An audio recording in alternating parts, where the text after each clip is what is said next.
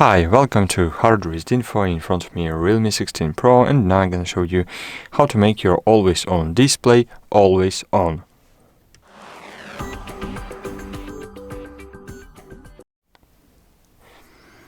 To do that, firstly you should unlock your device,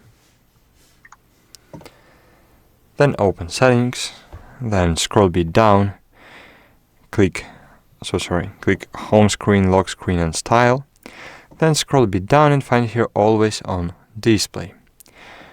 Click display settings and click all day. And now always on display is always on. Thanks for watching, hope you like this video, so please consider to leave a like and a comment below. See you!